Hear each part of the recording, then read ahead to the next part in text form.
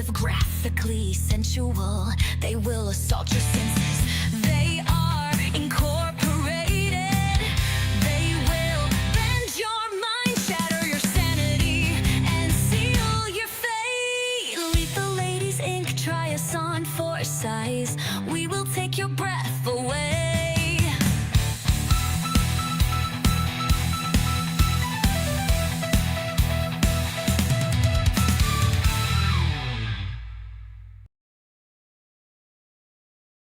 Hanging around with Dick. So many movies, which one to pick? Exploitation overload, crazy comedies, kung fu fun, horror by the pound. Hanging around with Dick. So many movies, which one will you pick?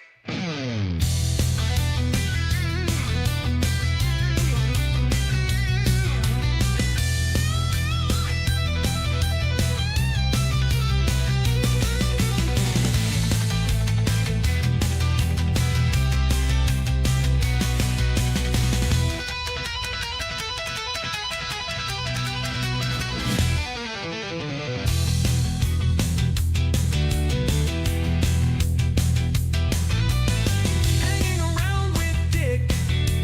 So many movies, which one will you pick?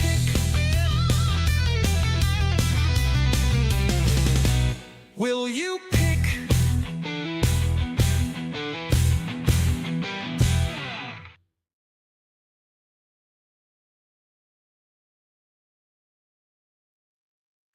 Howdy, gang, and welcome to the much delayed Dick's Picks. I don't, yeah, I don't know if my whatchamajobby, yeah, it's working. But anyway, the show must go on. I thought maybe it wasn't, fixing up my face, but I think I just got so many blemishes that even the stuff on StreamYard can't fix my face. So apologies there. But I've been waiting for 2 weeks to do this edition of Dick's Picks. Hopefully it won't continue storming and knock out the electric or anything like that. I better pull this microphone over so you guys can hear me. But due to being just exhausted from work, being sick, different things going on, that's why this is severely delayed. But now I'm back and happy to say that I'm covering another couple of Dick Randall Produced Films. Tonight we're going to be talking about Crocodile or Crocodile Fangs. It was under 2 titles from 1979. Actually, both of these films are from 1979 tonight that I'm going to be talking about. And the second one is Supersonic Man, directed by none other than Juan Piquer Simone, who also did Pieces and did another Dick Randall produced film that I'm going to be talking about a little later, Extraterrestrial Visitors. So he must have had a good working relationship with Juan Piquer Simone, apparently, because he produced at least 3 of Juan Piquer Simone's films over time. So there may have been more, but that's Supersonic Man, Pieces, and Extraterrestrial Visitors, I know for sure. But before we get to these movies, I always like to do a little housekeeping stuff. So because this is a live stream, Movie Roulette is in effect. And what is Movie Roulette, in case you don't know? Sorry about that. Y'all could probably hear that thunder. I was hoping this crap would be over with. But it seemed to have started right before I did the stream. Or right before I started the stream. But Movie Roulette simply is, if you give a $5 or more super chat during any of the live streams I do, that includes watch alongs, that includes this one, or any other live streams I do, you can pick any movie of your choosing for me to watch and do a review of. It can even be one that I've said in the past that I hated. You never know. I might like it now. for those of you that saw the first episode of Evil Dead Chick Eats Crow, you know that, sometimes my assumptions about movies without watching them first, it's not a good thing to do. For those of you that haven't checked out Evil Dead Chick Eats Crow, where I review Hard Eyes, check that out. I think you might be, there's a big old fly in here. At least it ain't the fruit flies, but they always want to get around my lights around here. Okay. So, anyway, moving on. Hopefully I won't get too distracted by that fly. There are a lot of new designs. There's going to be the first Pyro plushie, Poe, which I'd be glad to show Poe. I'm really, proud of him. And if I quit hitting my microphone, that might be a good thing. But this is the first Poe, the very first Pyro plushie. That's the brand of plushie that I've decided to call these. But Poe, in case you didn't know, is the Deadites on Deck, the official mascot of the Deadites on Deck horror shop. And these are soon going to be making their way to the shop as soon as I get off my lazy duck and put them on there. They will all be, original, one of a kind originals. No one is going to be like the other, right? And I'm always looking to improve them. But I thought that one turned out pretty good for my first one. These will have a $50 price tag attached to them because of the materials that I have to purchase. They are hand sewn. I'm not farming these out and sending them off to somebody else to create. I am doing all the sewing myself, hand sewn, no machine sewing here. Not that that's a bad thing. I'm just saying that's the way I chose to do them, was to hand sew them. So due to all of those things, that is why I have the $50 price tag. When the Poe plushies or any other plushies I put out make their appearance on the shop, that will mean the Booga Booga Bears will go down in price to around $30, because I'm not hand sewing those suckers. I'm basically making a t-shirt, putting it on the bear, and so there's not nearly as much work that goes into that as the Poe plushies or any other plushies I create. But there's new t-shirt designs. There's more t-shirt designs coming. You can also have those t-shirt designs put on mouse pads and tote bags and hats or whatever. Also, if you're not into horror, never fear. I do custom work. There's a handy dandy form on the home page of the shop that you can use to let me know what it is you would like me to create for you. And we'll get together and I'll tell you what I can do. And if we agree on price and you pay me, I will be glad to start work on your special project.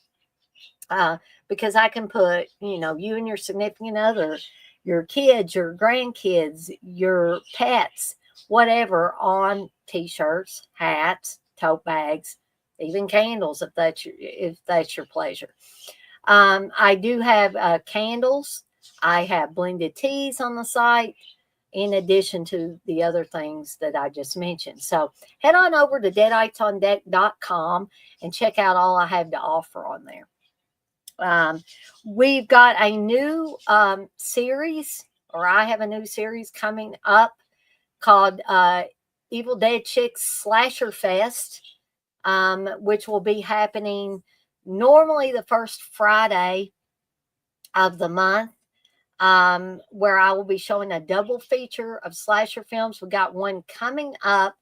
I know it's not the beginning of the month, but I wanted to try it out and see how it goes, where I will be, everybody will have to watch the movies on their own.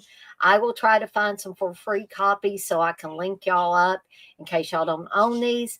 And the reason why I do this is so I don't get in trouble with YouTube. Because if I actively screen, Friday the 13th and Sleepaway Camp, which is the ones I have picked, then the copyright police is going to get me. Okay. And I know that's upsetting to a lot of you that why don't she just stream it? Why don't you just stream it while so we can all see it? I've had people ask me that during my watch or or regarding my watch alongs, and I tell them the same thing.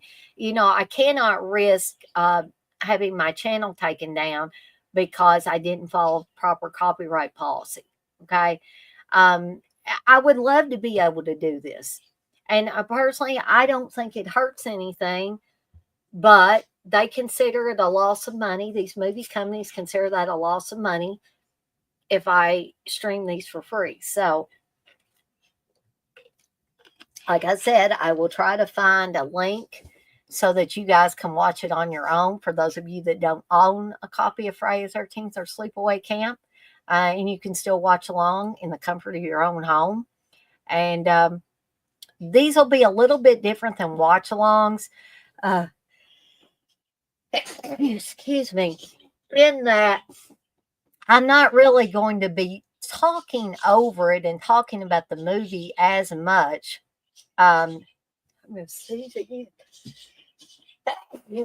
Excuse me, folks. I just hope I'm not getting a cold because I've been working so much and kind of running my body down. But anyway, the purpose of the Slasher Fest double features is so that we can all get together, kind of like, remember when you used to get together in a friend's basement and watch some gritty horror film? That's the kind of vibe I want to get. Or a bunch of people going to a drive-in together to watch a film. So that is kind of the vibe I want to get going with Slasher Fest. And I don't want to overdo it, and that's why I'm doing it only once a month on the first Friday of the month from here on out. And again, I will pick a couple of slashers that we can all hopefully enjoy watching together. So I should have some cannon fodder coming up tomorrow night. I should have They're All Messed Up. For those of you that have missed They're All Messed Up, should be coming up on Thursday. Friday, you get to see me double. You'll be seeing double as far as I'm concerned. Because I will be doing a movie roulette for a couple of films that Milek picked, Jeepers Creepers and Host. So be sure to tune in for that. I think I've got that set up for 5 p.m. Eastern Time. And then starting at 7 will be the first Evil Dead Chicks Slasher Fest double feature, Friday the 13th, 1980, and Sleepaway Camp. So you can look forward to all of that coming up. Plus, I've got a couple of watch-alongs coming up this weekend for movies that you guys and gals picked. And actually, hold on just a second here. Now I've lost my paper here. Okay, so Saturday, May 17th, starting at 7 p.m. Eastern Time, will be Happy Birthday to Me. And Sunday, May 18th, also starting at 7 p.m. Eastern Time, will be Beetlejuice. So you guys and gals can look forward to all of this stuff, or I hope you will, coming up. So now, without further ado, let's get to these movies, shall we? All right.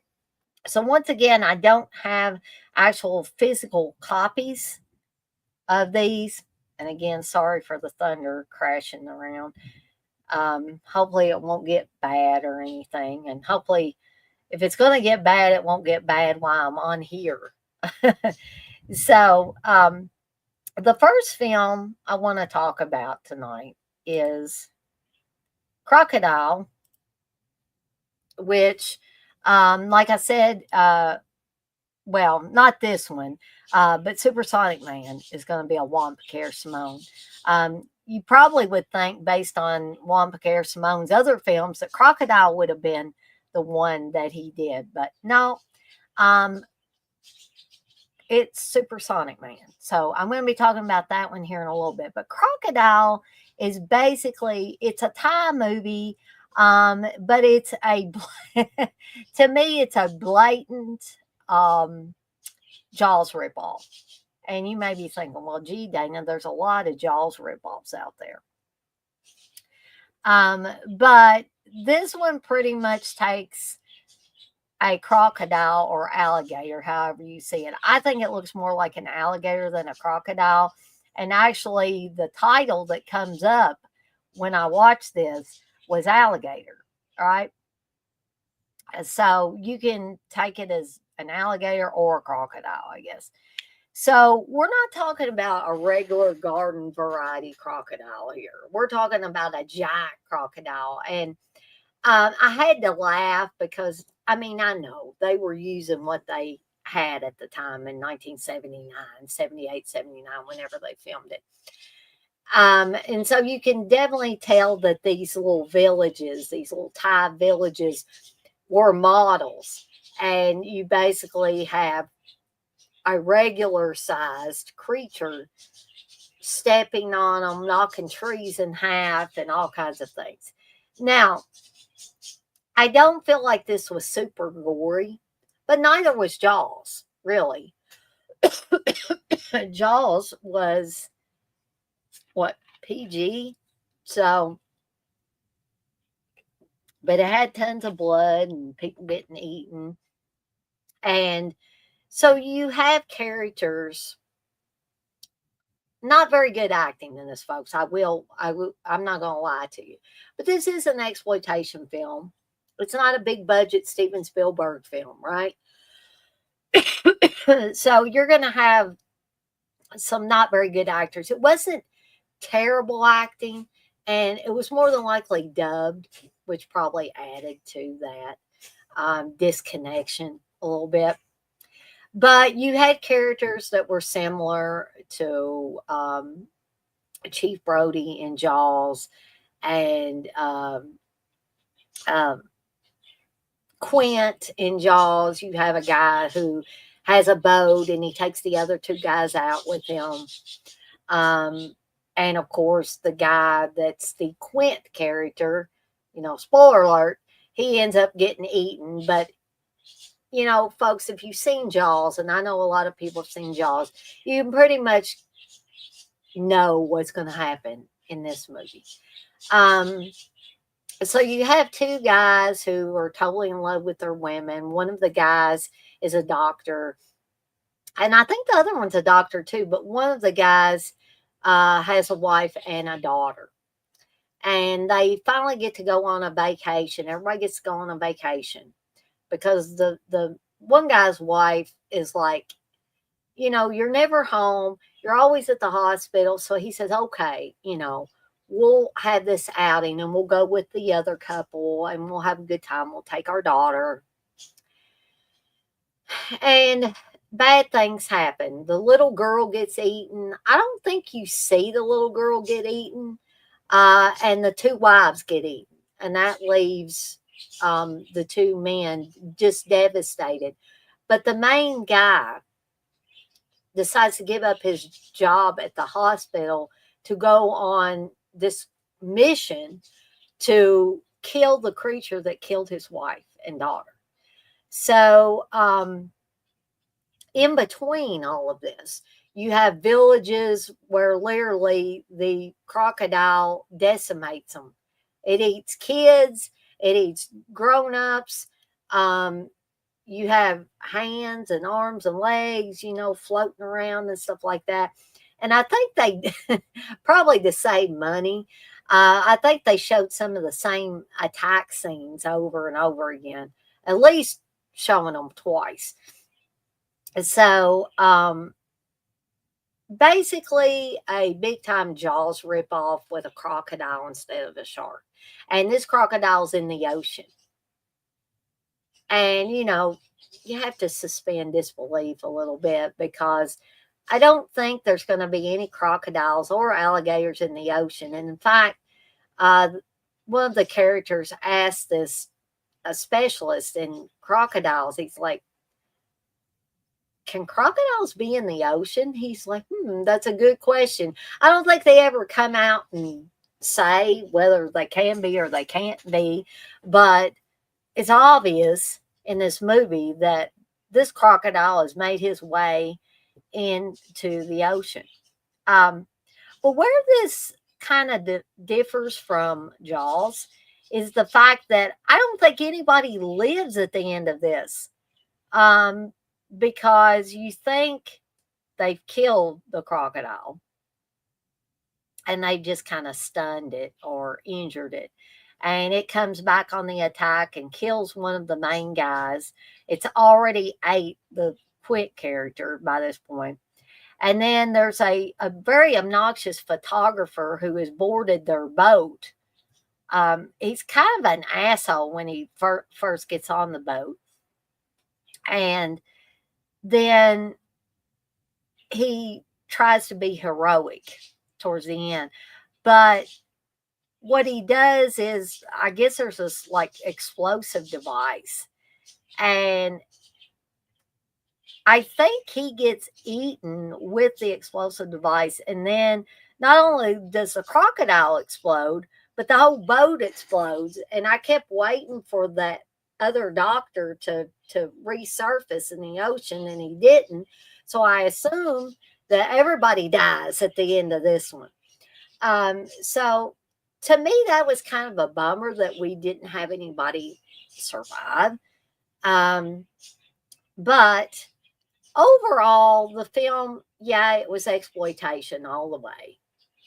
It was a Jaws ripoff all the way. But during a lot of the scenes, I had a lot of fun with it. And I'm not going to give it 4 deadites out of 5. I'm not going to give it 5 deadites out of 5. And I know, folks, I don't have the half yet. But I'm just going to ask you to visualize that half. Because I'm going to give Crocodile 3.5 stars.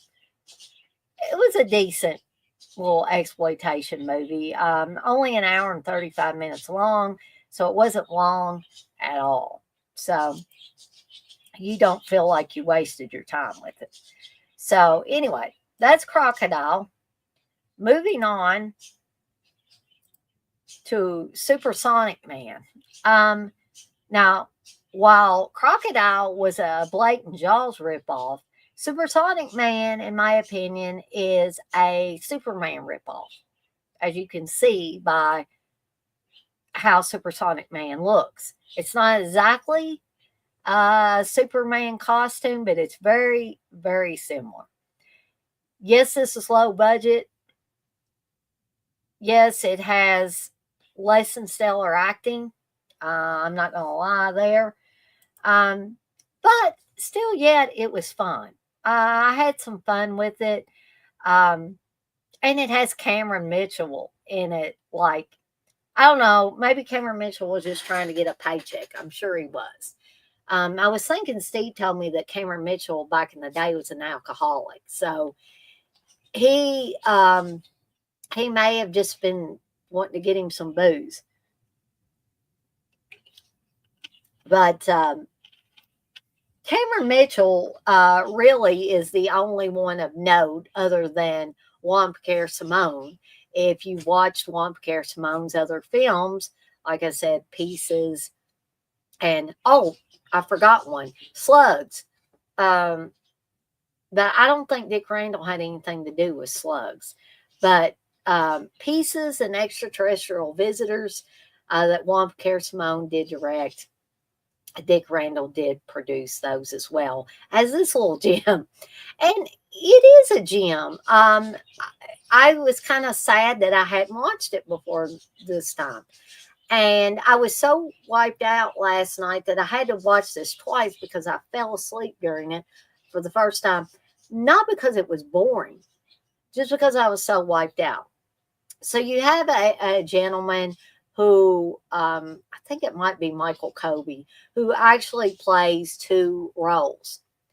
He plays Supersonic Man, or the person that becomes Supersonic Man, and he also plays a private detective. So Cameron Mitchell is basically a mad scientist, and he and his cronies kill a bunch of people, kidnap this scientist, and want him to help them take over the world, basically, or take over the city of New York.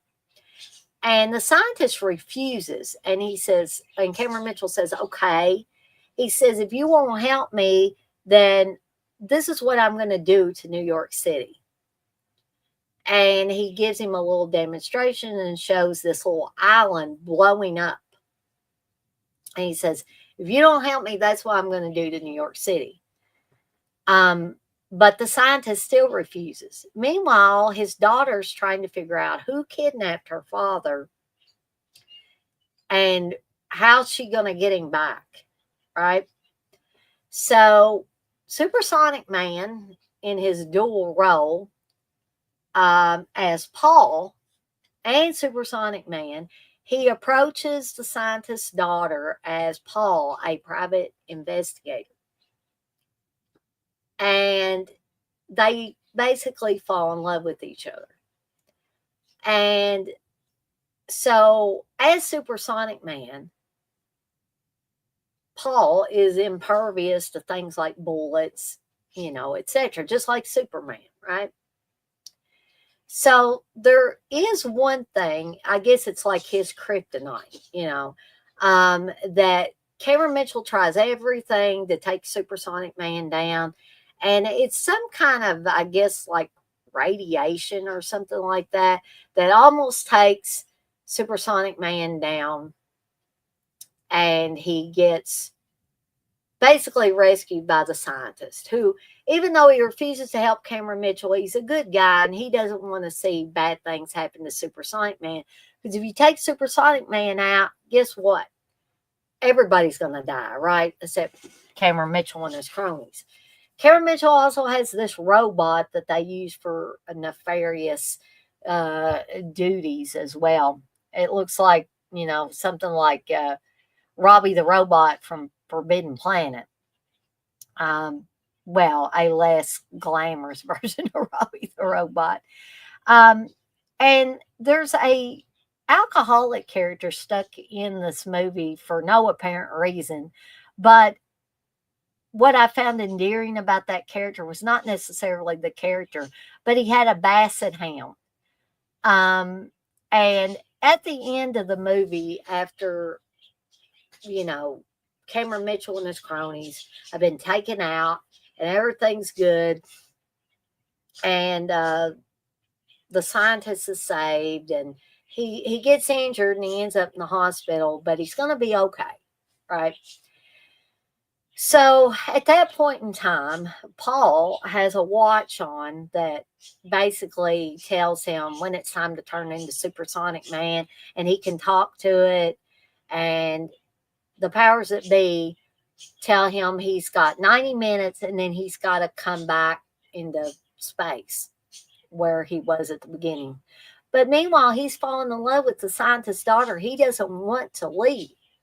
So he just takes the watch and throws it out the window and continues his relationship with the scientist's daughter.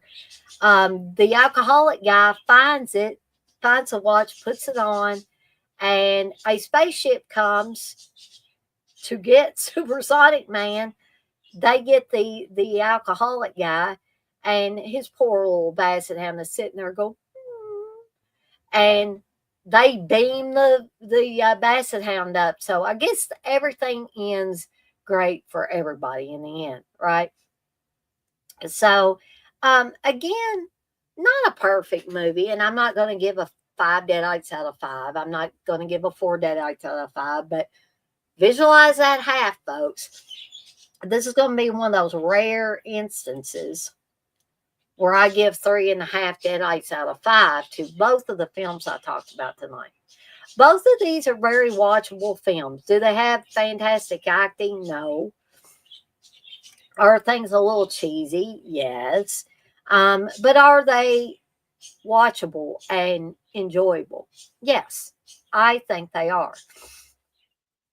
So we're getting ready to get into the films that Dick Randall produced that are probably more recognizable to at least the horror crowd, the horror fans, okay?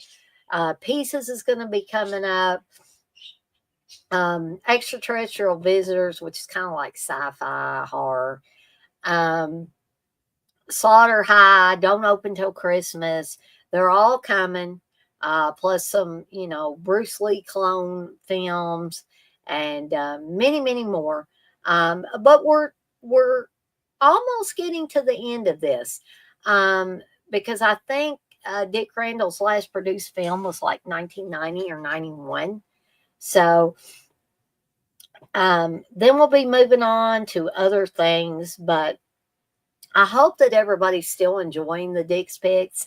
And again, I do apologize that it took me 2 weeks to do this particular one. Hopefully that won't happen again. But I think that is all from me for tonight. I've been on here a little over 30 minutes. But I got a few things to do before I get some rest for the night. But I want to thank you guys and gals for hanging out with me for about 30 minutes or so. And I also want to thank those of you that will watch this on the replay, because I know everybody can't necessarily watch these live.